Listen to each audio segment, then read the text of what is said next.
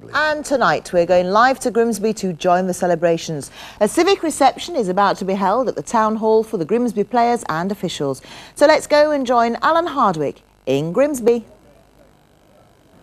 Thank you very much. If you're not here, you're missing a treat, believe me, because the crowds are already gathering, the atmosphere's building for the civic reception for the players that's being held here at the wonderful Grimsby Town Hall. As I say, the fans are starting to line the streets, being a little bit vocal, and who can blame them? But before we talk about today, let's go back to Wembley very briefly, and that big day for the team and of course for the town. Here's Don Riddell. An early start for Grimsby yesterday morning. One that would usually be welcoming the fishermen home at 6 a.m. was waving goodbye to thousands of Mariners supporters. Everyone's buzzing, everybody's talking about it. It's the main topic, it's the biggest thing to happen to the town. Great. Great. Buzzed. Good. Yeah, Buzzed. really It's great. never been like this for years. Yeah. We're not going to waste a day all the way down there. We're going to come back with height of success. Up the Mariners, up the Mariners, we're gonna win the cup today. It was history in the making as 300 buses ferried the fans south on their first ever trip to the Twin Towers.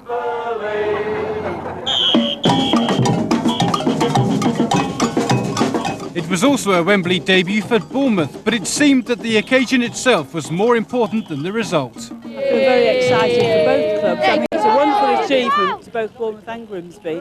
It's the icing on the cake to a good season to both clubs, and whoever wins gets the cherry on the cake. All the way from Saudi Arabia, from a Grimsby supporter to watch the game, and then flying back tonight at 10 o'clock. Can't believe it. One of my ambitions to walk down Wembley Road and watch Grimsby Town play with my scarf on.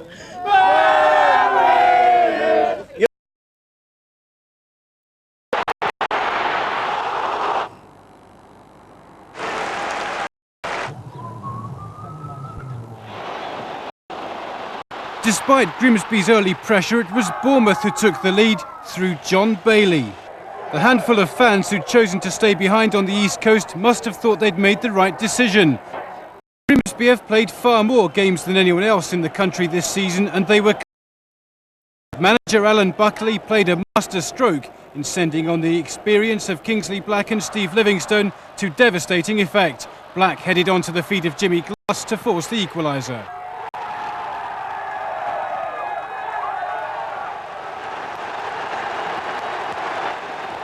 That took the match into extra time, and in this competition the golden goals rule applied. Next would win the Shield outright. Grimsby players have keeper Aidan Davidson to thank for any grey hairs they may have sprouted yesterday, but importantly he kept Bournemouth out. And just moments later the match was dramatically settled by Wayne Burnett.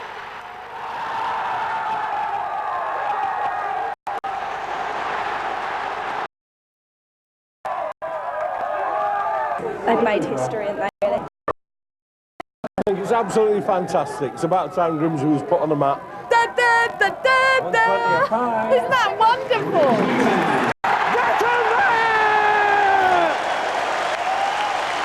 Cried my eyes out at the end there. It's really good for them to win something. We're glad it didn't go to penalties, aren't we?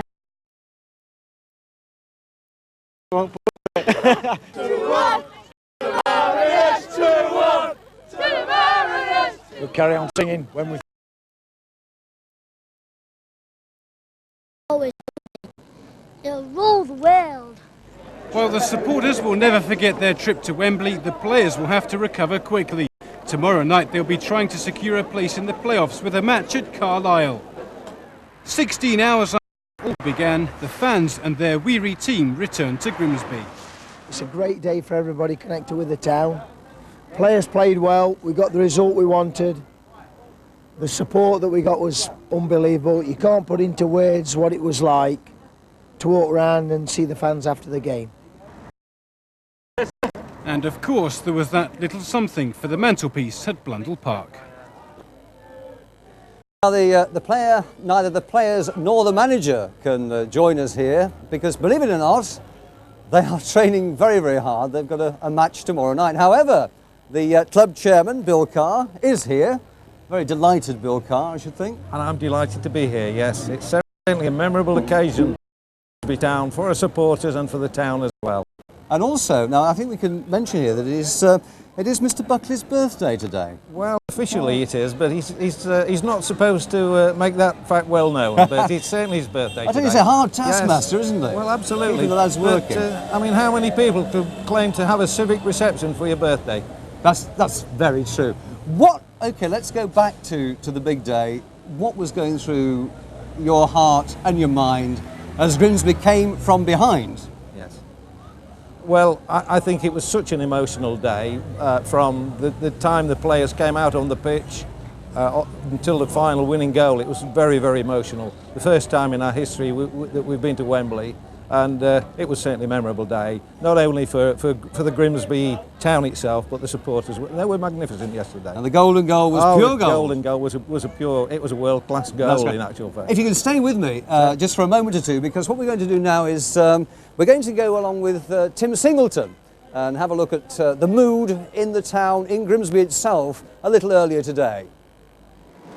Hot off the press, a very special edition of the Grimsby Telegraph for a very special day. Thousands of extra copies of the paper have been printed to satisfy what's expected to be a huge demand, and the plates are being kept just in case there's a need for even more. Done very well. It's about the best one we've done for a long time. There's been a bit of local interest in it. Everybody's been on a buzz. We've had a lot of problems, well, not a lot of problems, but we've had a lot of interest from the press crew. We've got a young crew, they're all football balmy, and getting a crew together and balance it out so who could go to Wembley and who want the day off today to get over the hangovers, but it's gone very well. As the papers were making their way onto the streets, Grimsby fans down at the fish docks were getting their feet and their fins back on the ground. Brilliant, still buzzing from yesterday. I'm just glad I didn't stay at home. You can't describe the feeling.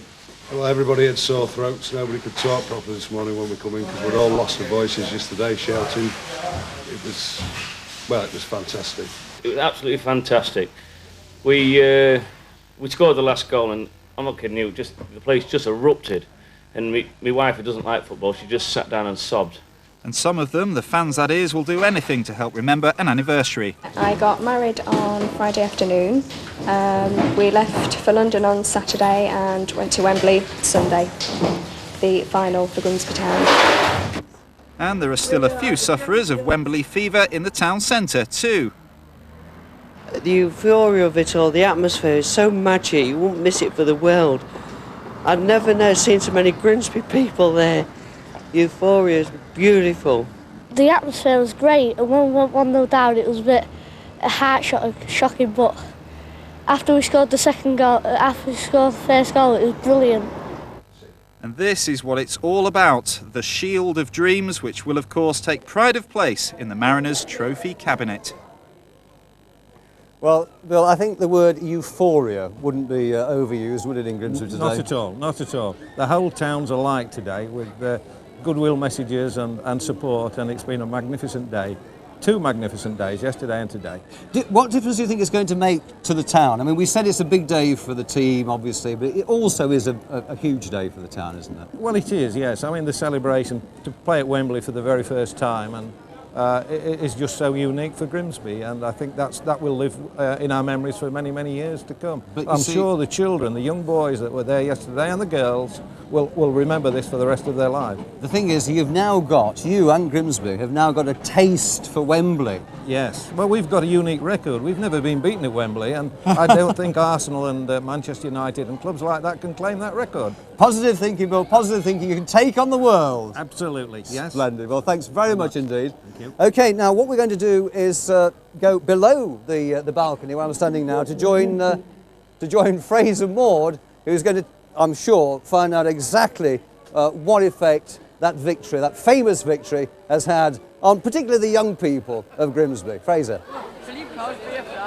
Yes, Alan, down here the mood isn't quite Wembley, but it's certainly not far off. When most people take their family to Wembley, they'll take maybe the son, a couple of sons. Not Brian Ward, he's taken the whole family. Brian, the Barmy Army, how many of you went down there? 10 of the family altogether.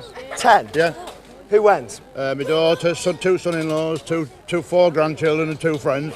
So you don't do anything by halves? Pardon? You don't do anything by halves? No, full whip.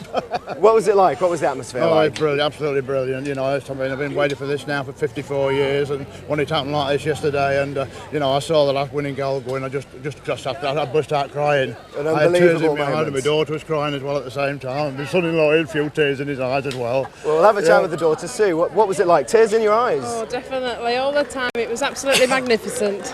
Enjoyed it. Do you think you'll get down there again? I hope so. We're here for the playoffs, yeah, definitely. You never know. We shall be there. You never know. There's more of the family queuing up here. Yeah. What did you make of the big day? I thought it was absolutely brilliant. I mean, when the first goal went in, I was roaring. I must admit, I was bailing. It was just so brilliant. The atmosphere was amazing. And have a chat with your dad. What did you make of it all? Well, Biggest day ever. Biggest day ever. When Wayne Burnett scored that second and decisive goal, it was party time. It was absolutely fantastic. 30,000 going absolutely crazy. Well, 30,000, and no one enjoyed it more than Brian's Barmy Army. Back over to you, Alan. And here we are back up on the balcony with Terry Walker, who's the Mayor of North East Lincolnshire, and also Jeff Ford from the Grimsby Evening Telegraph, the Sports Supremo. Mr. Mayor, if I can come to you first of all, we've already heard from the club chairman that it's going to do Grimsby no end of good. I mean, it's pretty obvious, isn't it? This is what's happening. Yes, that's right. It's absolutely wonderful, isn't it? It's everybody here to welcome them. I'm sorry, I'm still croaky from yesterday. Because I mean, the thing about the Mariners supporters yesterday is that they not only did they outplay the opposition, but they outsang the opposition supporters, didn't they? They were absolutely brilliant, and to actually be in that atmosphere, I've never experienced anything like that in my life, and the supporters are very good. And I've got to say, both sets of supporters were very good. It was excellent to see the Bournemouth supporters clapping our lads on the lap of honour. That was something, it was nice to see that, and I hope it carries on going through all football matches, because that's how the game should be played. Well, I must say, although I wasn't there, the commentary that I was listening to from beginning to end, it was a good-natured day, wasn't it? Natured, yeah. We watched them coming down Wembley way, and supporters were mixing, laughing and joking with everybody. And that was a good part about the day. I thought it was going to be a carnival atmosphere, and that's exactly what it was. Because you're now in the unique position, aren't you? You are the Mayor of North East Lincolnshire when Grimsby bring home the silverware from Wembley. The only one. The only one? That's right, yeah. I got them there and we won it. That's all that matters. And I'm hanging on that one. Good for you. Joe, can I bring you in now? Let's talk about as a match. Let's forget the euphoria just for a moment. It was a good game. The first half was pretty poor. Grimsby weren't really in it in the first half, and they didn't play as well as they can. But in the second half, they took over completely and could have won by 3 or 4. But it was very, very close and very tense, and we're mighty relieved to see that goal go in extra time. Yeah, I mean they do call it the golden goal, and as I said earlier, it was the golden goal. But again, you say that Grimsby somehow at half time found what? Fresh confidence? I think we were all thinking that the day was going to turn sour at half-time when we were losing. But Alan Buckley made 2 tactical substitutions, and they did the trick. The team played far better in the second half and thoroughly deserved to win the game. Right. Well, gentlemen, thank you very much indeed. Let's go back down into the street now with Fraser. Fraser?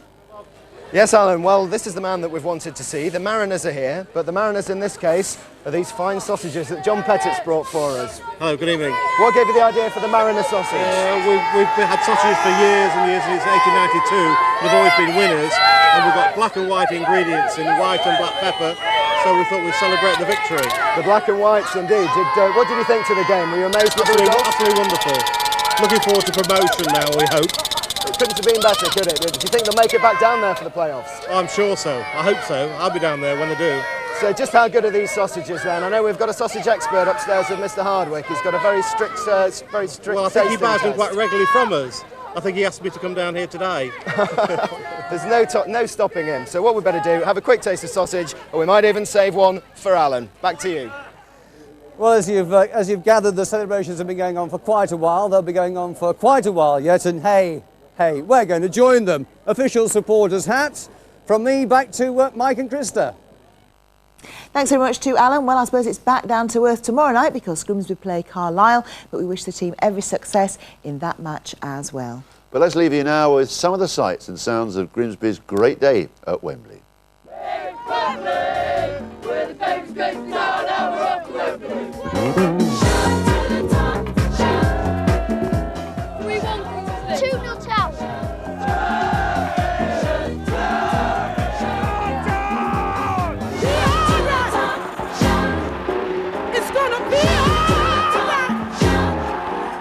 If you shout it to the top, shout it to the top, and I won't take it back. I couldn't have put a gammy 4-old tickle on, put up with it.